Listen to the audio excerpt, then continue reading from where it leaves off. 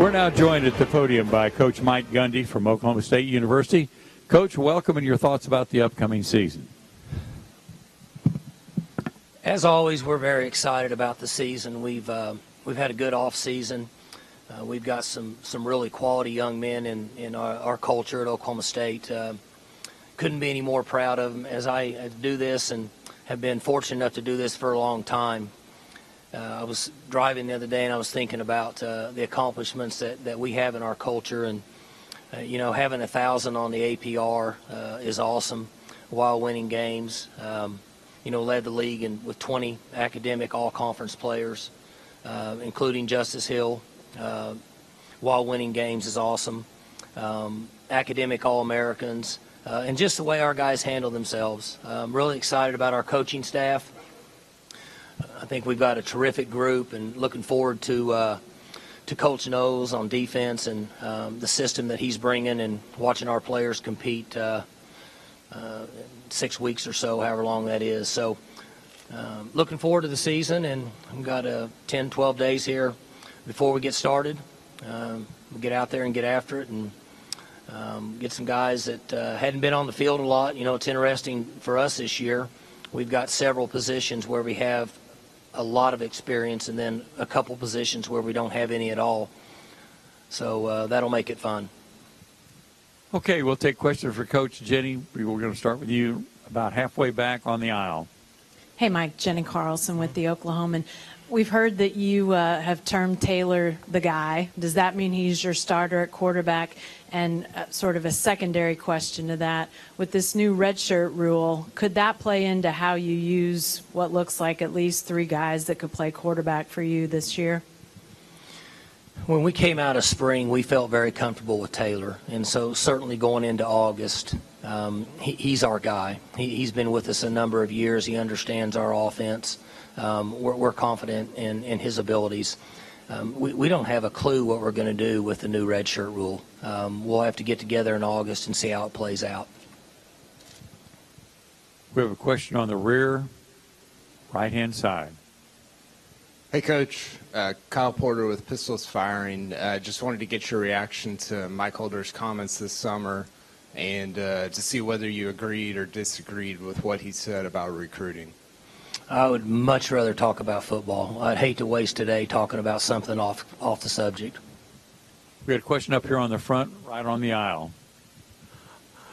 Hello, Coach. Bob Ekhiri with Reddit College Football. What should we expect to see from your defense this season under Coach Jim Knowles compared to previous seasons? Glenn was great for us for a number of years. We needed a change. And I think Coach Knowles' approach and how he's handled our defense will be different. The 4-2-5 is considerably different than what we've done over the last few years. I'm really as interested and as excited as you are to see what happens. I like watching him coach. Very intriguing person. I think he's a great teacher in his mannerisms and the way he goes about getting information across to our young men. So I would say more of an aggressive approach, but I'll be learning just as much as you do as the season progresses. We got a question on the aisle, right up here in the front on the aisle. Kirk, then we'll go to Cedric. Yeah, Kirk Bowles from the Austin American-Statesman. Mike, obviously Oklahoma is a big favorite in the preseason poll, but with all the losses they had and throughout the league, does the league look as wide open for a lot of teams to come in there as you've seen it in a while? Oh, I think there's a number of players in this league that make it interesting. A little bit of a rebuilding year from what's been fantastic quarterback play over the last few years for most of schools, us being included. Some of them have returning guys. I think the quarterback play is so important in this league and for that matter maybe everywhere in the country. But teams change. As we've talked about earlier with Coach Knowles and our defense, how well we can play early in the year will be interesting. But I know there's enough talent on teams in this league to play very well each Saturday. I would go back to the round-robin format of Big 12. I think that's why it makes it very interesting. you really don't have a chance for a letdown any of the Saturdays in the fall. Question in the middle. Cedric Golden, Austin American Statesman. Coach James Washington, Marcel Eggman are gone. 130 catches, 21 touchdowns last season. Who are some of the guys that are going to have to step up, and even more so with Mason gone as well? Well, Taylor, we talked about him at the quarterback spot, but James and Aitman and Chris Lacey, for that matter, have been fabulous for us. Not only as great football players, but very humble young men that love being on our team. Jalen McCleskey, who's here today, Tyron, who's been with us for a year, transferred over, Dylan Stoner. We've got some guys that have made a number of plays for us that will have to play a bigger role this fall. I think the interesting part of that question is how well our quarterbacks can play early in the year compared to the immaturity that we have at the wide receiver spot in comparison to Washington and Aitman and Lacey, and then while hanging our hat on our running game with Justice and the young backs that we have that we think are going to be really good college football players. We had a question on the front, and then we'll go to the far back.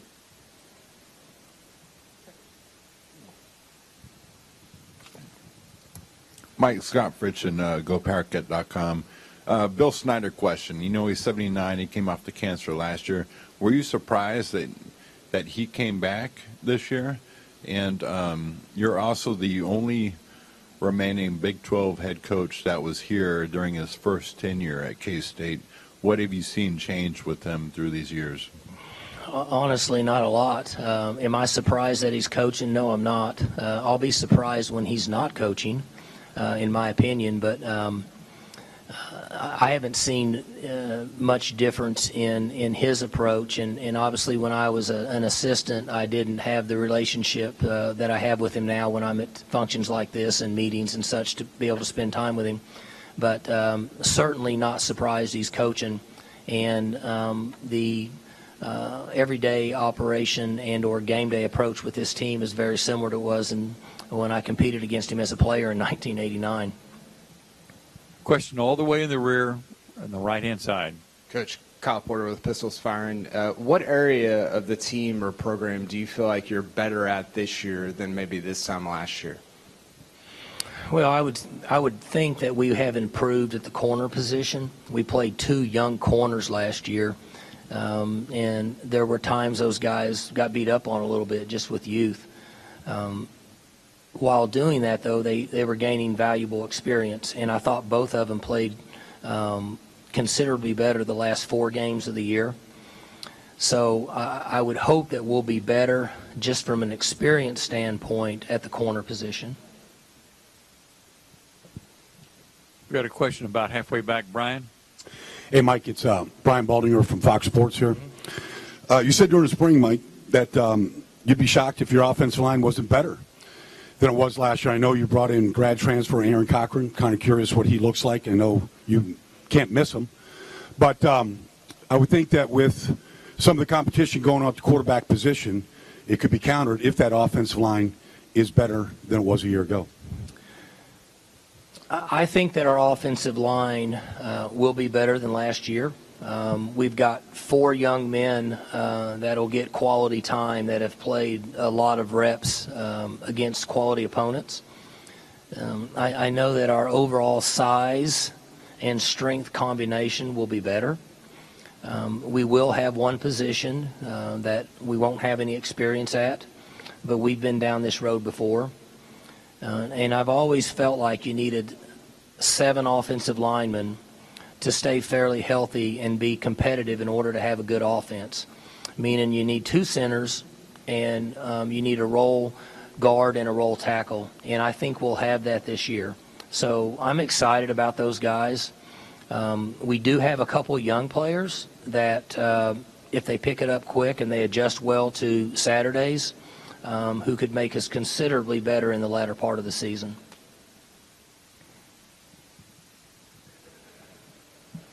Got a question on Jenny, about halfway back on the right. Hey, Mike, to follow up about Taylor, you talked about how good he was in the spring, but I'm just curious about his evolution over the summer. This is obviously the first summer he's been around without Mason around, so I assume his role may have changed. But how has he approached the summer, and what have you seen out of him in that regard? You know, it's interesting, Jenny. I have not seen him since April, the end of April, early May. I know that he's there and training and in school. They only give me information in the summer if there's a problem. So I prefer to go 4 to 6 weeks and not hear from anybody at all. The demand for them in the strength conditioning with Rob Glass is a big part of what we do. And once we get back into the office in about 10 or 12 days, we'll get a report on the leadership that was provided by our veteran players and sometimes our incoming freshmen. And so I haven't heard anything about it, which means that it's going very smooth. Everything's as planned. But Taylor is a very intelligent young man. He's very humble. He understands hard work. He's put his time and effort in. And I would expect him to have had a really good summer and have done everything that Coach Ercik has asked him to do in bringing our team along in our summer workouts. We got a question in the middle, about halfway back on the left side. John Warner, Waco Tribune. Mike, Justice Hill has had a couple great years. What are your expectations for him this year, and how much better can he get? Well, he'll continue to improve. You know, he's young. He's just going into his third year. I think when he showed up as a freshman, he vertical jumped 40 inches. So his leg strength, his power, his experience in playing in games, his understanding of our offense, his pass protection, all that got considerably better over the year. Your first year, you're kind of finding your way. Your second year, you start to learn how to play the game at this level. And in your third year, it's really a year you can just go out, if you're as talented he is, and relax and play. I would expect to see that from him. He's done fantastic in school. He'll be graduated this year in 3 years. So he's been a great leader for us. We've been very lucky at Oklahoma State that we've had really, really good players who are great people. They're very humble, and they take care of their business every day. And he certainly falls into that category. We got a question on the aisle. Barry? Yeah, Barry Trammell with the Oklahoman. Mike, you guys are sort of on the forefront of the uniform trend with all kinds of different combinations and new looks. Why do you think that's become so important, and why are uniforms in general so important, whether you change or whether you don't? You know, we live in a world with young people, the Generation Z, the kids that we coach nowadays, and it's all about bling and then social media and can I get my story out there, and what do I have on, and what do you have on? And that's the trend right now. Those are the young men we're recruiting. So we cater to where our sales could be, the sales that can help the company roll, and this is what the company and the business we're in is, recruiting 17, 18-year-old young men. They're fascinated by colors and bright lights and things that move fast. We've been very fortunate that our administration understood that years ago. We were probably a little bit ahead of the times. I think now most everybody, for the most part, is catching up. But that's the world we live in now, and so we're just trying to keep up with the Joneses as we move forward. Question on the aisle. Go real far to the back, right side. Hey, Coach. Nick Kruger with Rivals.com. Just kind of expanding further on what you were just saying. It seems like a lot of, and there's been other conversation too about facility upgrades and things like that, but there's been a lot of creative recruiting events going on at different schools around the country. What are some of the things that you've kind of done that you feel are unique in the recruiting process outside of uniforms and all that? You know, what's interesting with the recruiting rules this spring, I think most of us were somewhat in the dark on exactly how it would all play out. It didn't play as much of a role as what we thought, in our opinion, right or wrong. It changed some, for example, official visits and how you're going to handle them, and big promotions on those days, whether it's your spring game and such. There were changes, but in the end, I thought it played pretty close to the way it has in years past. And we haven't changed a lot. We're pretty consistent in the way that we operate, at Oklahoma State in our culture. We're proud of the success that we've had in the classroom, on the field, and out there in society, and so we don't budge a lot. We always look, we always listen. We're willing to try new things if we think it could actually and or directly affect us. If not, we stay pretty close to the vest. So I think you're going to see more changes based on the people that are willing to do it, but at Oklahoma State, we don't change a lot. We got time for a couple of questions. If anybody got a question on the aisle, and then we'll right behind them. Scott Wright with the Oklahoman. Coach, you've used the word culture several times today. We hear it a lot throughout the season. Can you kind of define really what that means to you?